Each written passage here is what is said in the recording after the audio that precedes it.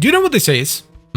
This is the equivalent of coming up with fun and interesting things to do on your day off with your partner, and them choosing to instead get hammered and vomit on the sofa. That's what this is. What is it with you people and the sheaf? Seriously. Also, I'm not doing it. I saw a much better idea in the comments. So turns out, I actually made a video about this in 2018. I don't remember it at all though. Tysis pistol spits out caustic darts that corrode their victims from within. That sounds pretty good. Also, look at this. This is basically as cheap as it gets. None of these are hard to get. Yeah, that is a 2018 build, alright? My god. What was I doing here? Gas? And, well, gas. Yeah, just gas. Alright, let's clean this up. Let's start off with Merciless, though looking at the stats, I'm pretty sure we're gonna be switching to something else very soon. Diffusion, Lethal Torrent. Let's run Galvanized Shot for now, because even if it does have some sort of an explosion, it's embedded, and embedded explosions usually work. There's a reason why you can't normally get Corrosive and Viral on the same gun. This is really confusing, like, it can run Fulmination, and it has a radio attack, but there is no, like, range or radius?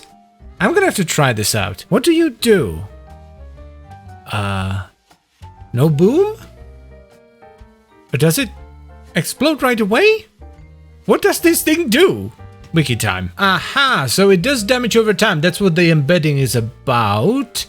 Blah, blah, blah, blah, blah, damaging on the... Why is it called radial attack then? There's no AoE. Aha, notes, hold on. Corrodes down 3 takes of 27 over the course of 2 seconds. Single out to proc multiple times. Okay, now we're getting somewhere. I'm just curious to see what this will do with that status chart. So let's put Hornet Strike back on. And I also want to put on a Forma. No, don't swap polarity. I want to put on a Forma, thank you very much. And it's going to be a dash right here. And with that, we have Heat, Vital, and Corrosive, which is quite a lovely combination. I mean, makes the most sense. That's not bad. Alright, what about the gunners though? What about them gunners?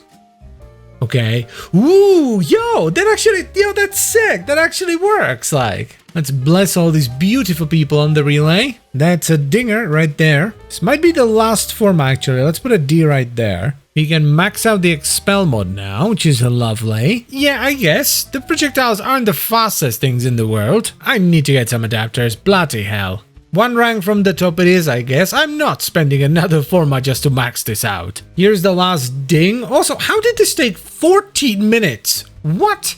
So this is like a solid setup. I wouldn't mind using this, but I do want to try a few more things here. First of all, let's bump it up. Yeah, this is pretty great. Even without Herald priming, the damage is surprisingly good. This does way more damage than I thought it was ever going to do. Now, I don't have it maxed out, so we're not getting the full effect, but I still want to try it out. Dude, this is sick. Like, if you have a fully ranked Cucumber, this has to be the way to go.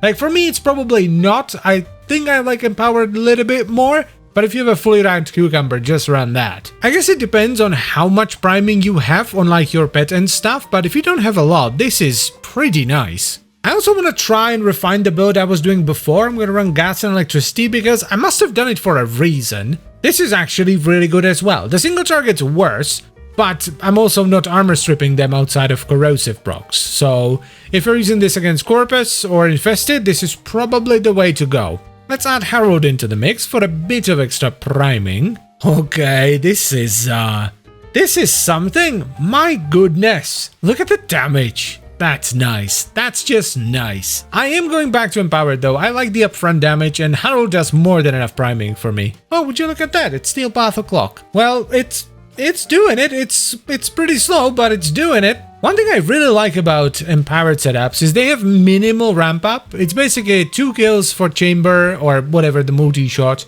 and then 3 kills for shot, and that's it. Oh, here comes the big bad. That's pretty good. It's not tremendous, but I've killed Acolytes with weapons that did much worse than this.